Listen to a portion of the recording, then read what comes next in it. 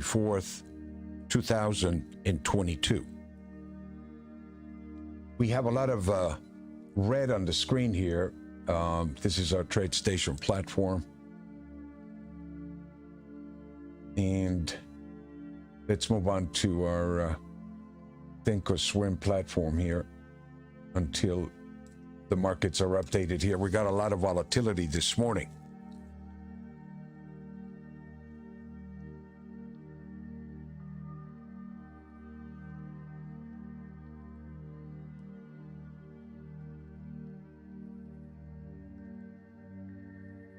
The gold market is at 1834, up 230.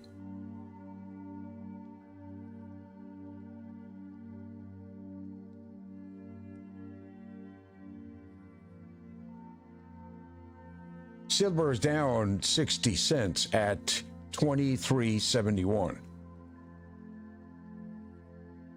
We have some anomalies going on right now as the market is coming down into this area in silver, in blue.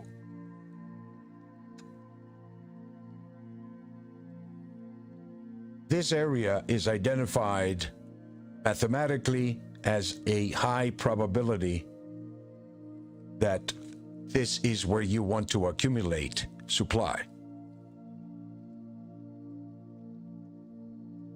The trigger point will be a close above 23.97 to activate a weekly bullish price momentum and a daily buy trigger. There is a level below on the weekly, which is 23.19,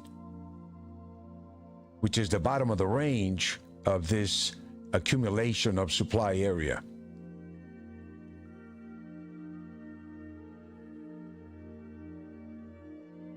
One of the forces that are predominantly controlling the market here is interest rates. There is a meeting this Wednesday with the Feds regarding interest rates, and the fear is that they're going to raise interest rates. The question is whether they're going to raise a quarter point or a half a point and shock and awe the market to show that they are serious about controlling inflation.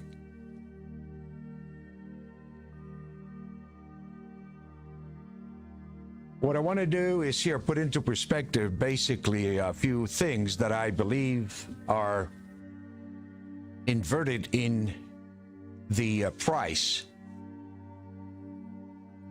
to the fundamentals with regards to interest rates.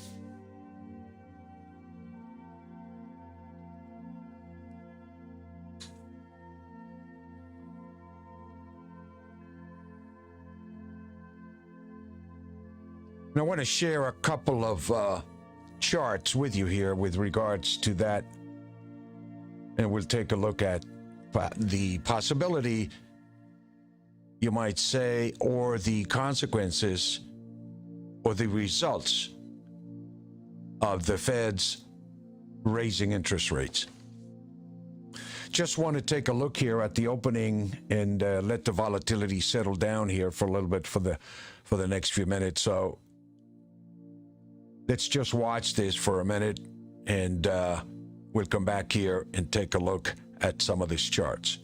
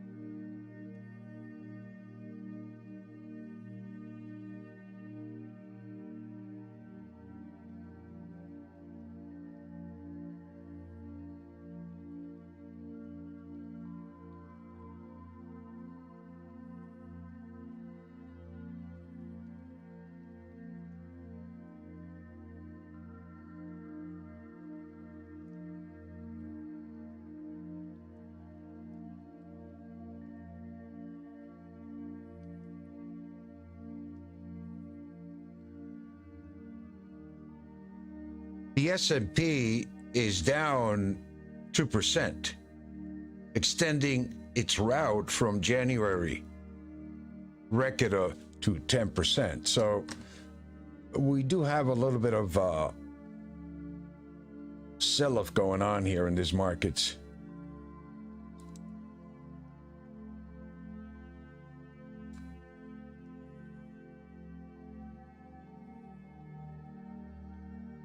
And I believe what's going on here is panic selling into the idea that interest rates are going to go up, and therefore people are beginning to panic because a rise in interest rates basically is going to recalibrate the whole system.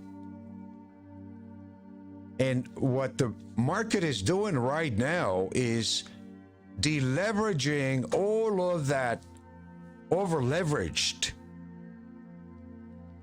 accounts that took advantage basically of these low negative interest rates, where they can borrow for, a fraction of a percent and put it into Bitcoin and produce billions of dollars with our money. And so the over-leveraging in this market, which has been provided basically by this loose money policies of the Fed, the stimulus that come into the market, the free money that has come into the market, has over-leveraged itself to the point where a sneeze by the Fed about raising interest rates causes a temper tantrum. And that's what we're looking at. We don't even know the policies of the Fed, and yet the market is having a bloody bath day, which means basically the volatility is caused by weak buyers, by over-leveraged accounts, and it actually is very positive for the market over the long term. When we take a look at, particularly in Bitcoin, digital assets have been tremendously over-leveraged. And it doesn't mean that this short-term correction has changed basically the fundamentals of those markets. In fact, this is the best thing that can happen to the markets, is that it eliminates and washes out all this speculation over leveraging, providing what I believe is an incredible buying opportunity.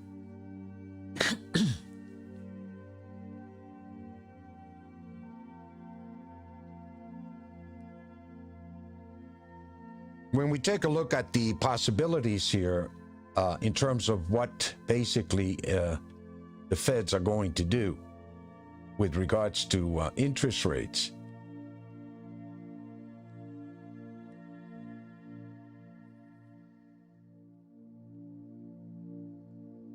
some of the articles here with regards to this basically are posing questions of whether inflation poses risks of faster, less predictable Fed rate increases.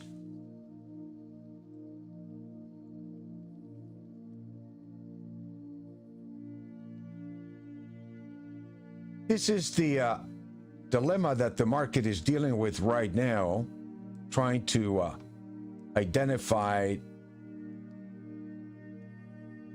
what the Feds are going to do with interest rates.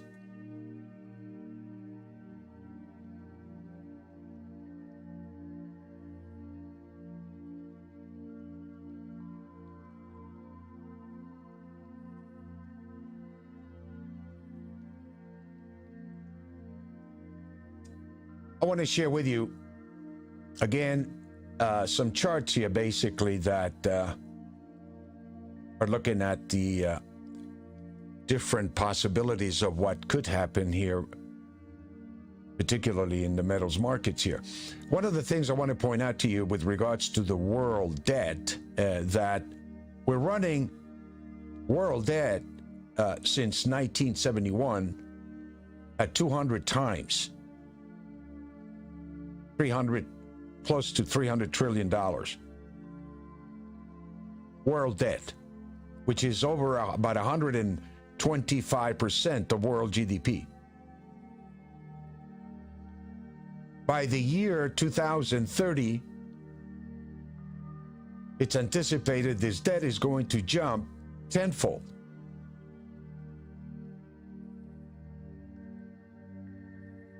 At the rate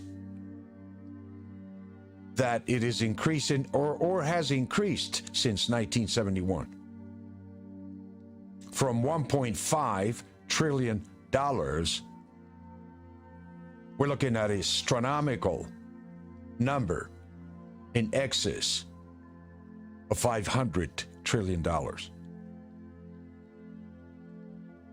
And it's really difficult to think that this kind of debt bubble can be maintained by raising interest rates. It's counterintuitive. So the short-term curve of the yield curve, basically the 10-year note, is rising faster than the 30-year note, which is indicating short-term inflation. And the question is whether this inflation is going to be temporary or is going to be permanent. A lot of comparisons are being made to 1970 in terms of the rate of inflation, and this chart here shows and indicates that basically the price in gold as of right now is as cheap as it was back in the 70s. When you put inflation in the cards.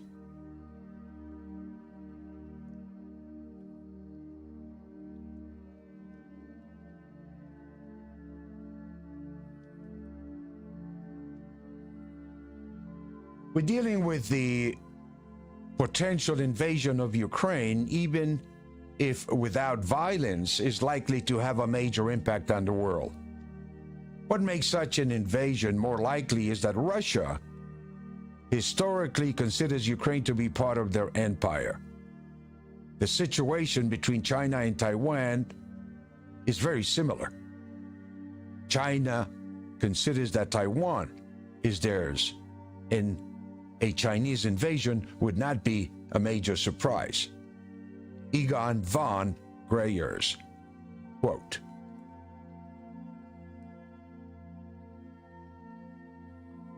The other element that I believe is a pretty incredible chart is the Fed's increase on their balance sheet has exceeded almost 9 trillion. Close to 9 trillion. And this is the money that the Feds basically are trying to get rid of, or the assets that they have. The balance sheet has exploded, and there is a need to taper all these assets.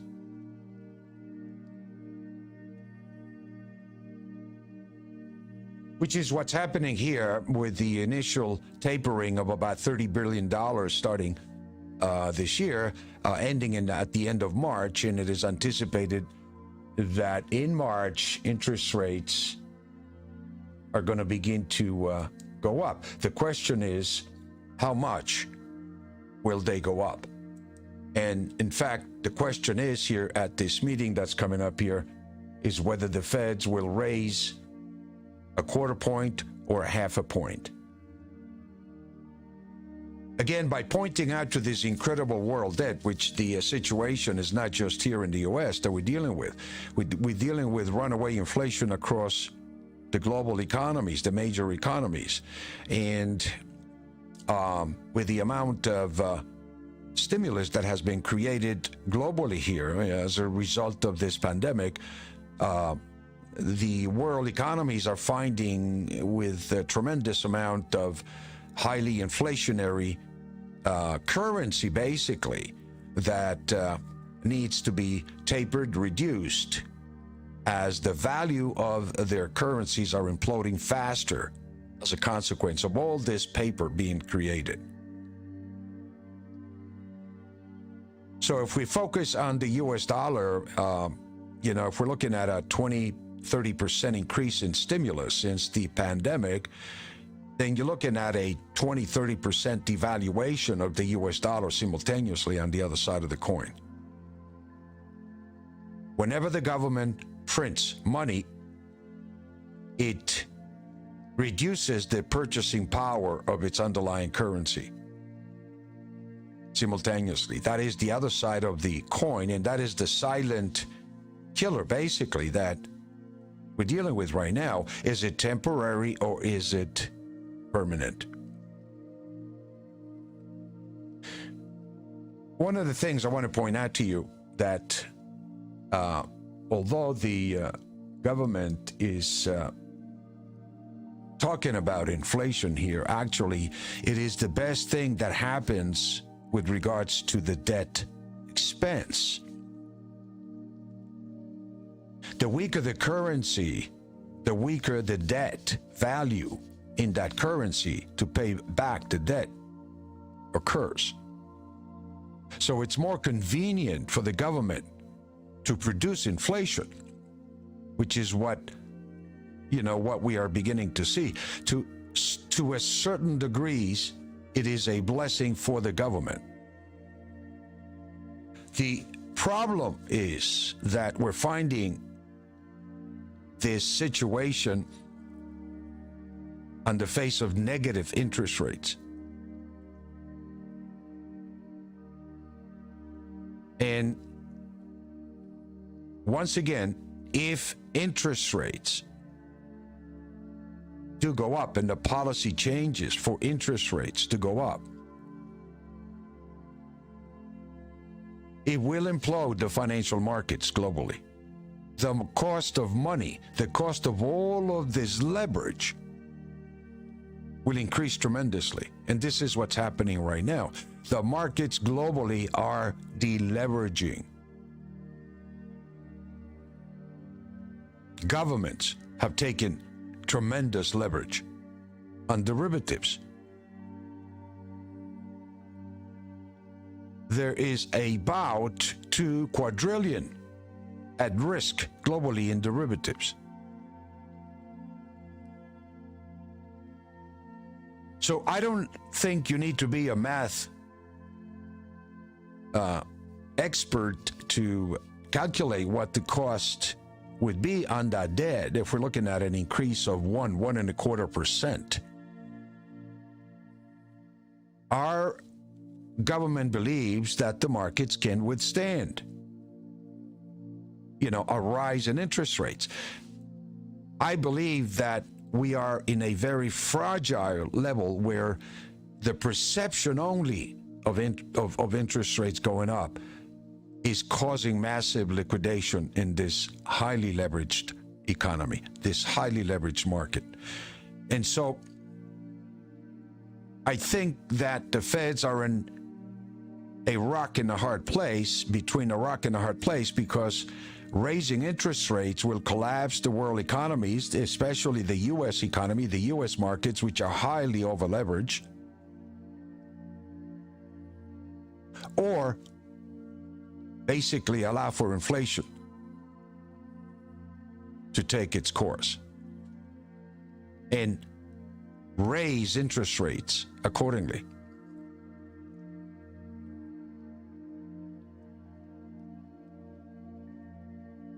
If you really think about the comparison of the 1970s,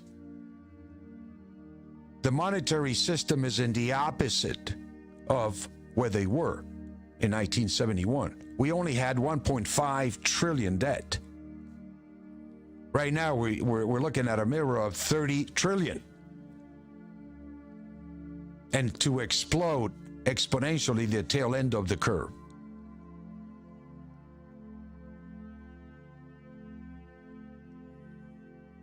So it is a very delicate position for the Feds to continue to manipulate the financial markets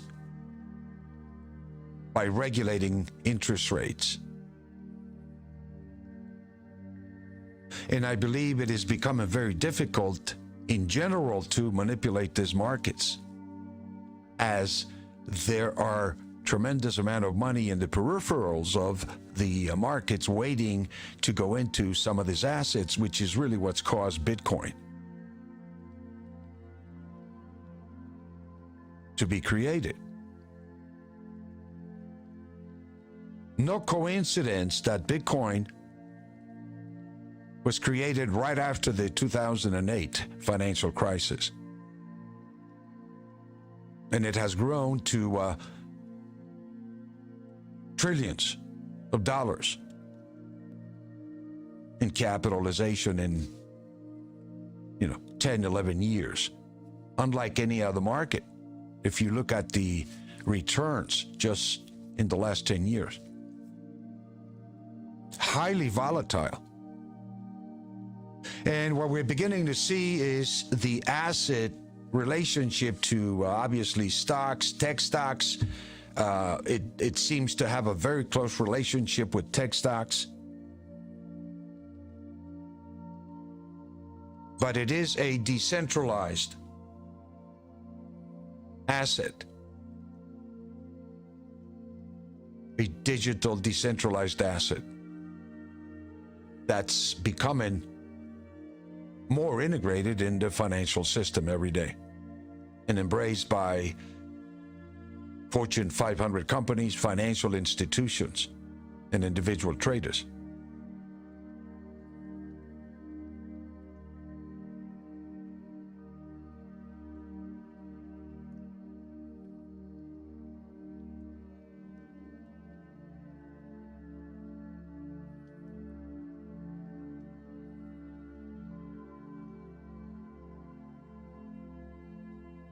On the gold market, we're coming down here into the weekly average price of 1830 and the buy one level of 1828. So we are preparing to activate a buy trigger here from 1828 if activated. So far, there hasn't been any trades on the metals.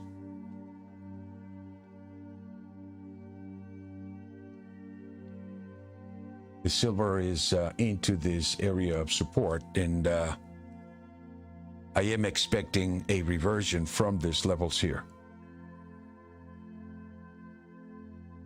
We're coming into also a cyclical low, as you can see here, which coincides with the possibility, it increases the probability of a reversion unfolding.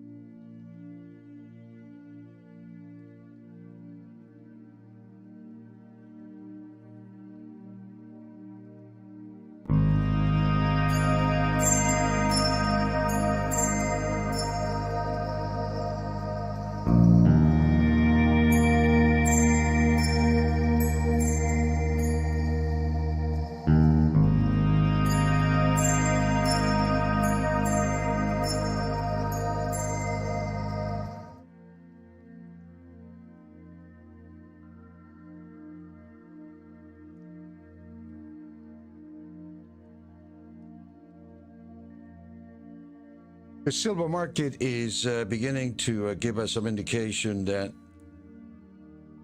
it's reverting from the expected level here. So we are looking at, again, this whole area as accumulation of supply. And the buy triggers would be a close about 23.96 or coming back down and testing this 23.19.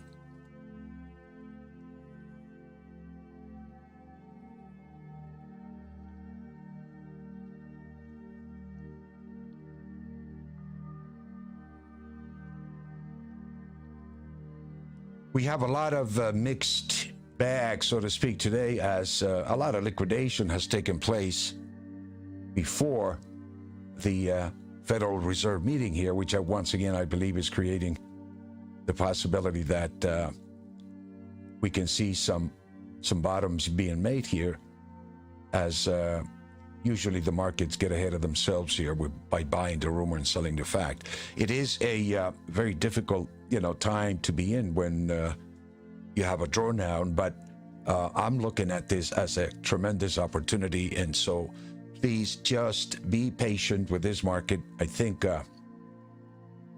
we're going to see more clearly the path of interest rates, and you can see just by the reaction today of the market that interest rates going up is not bullish. It's not good for the markets, especially when you're dealing with a highly leveraged market, or I would say highly over leveraged market. It's washing out, and we are looking for capitulation of that washout. And when the reversions occur, particularly in the silver market, they can be pretty violent. The values in gold and silver are skewed to its mean tremendously by a huge margin in comparison, even to, again, the inflationary levels here that we are comparing to in the 1970s. So prepare for reversions from here to the upside on silver, gold, and Bitcoin, looking for a consolidation of some kind of, again, of a bottom forming.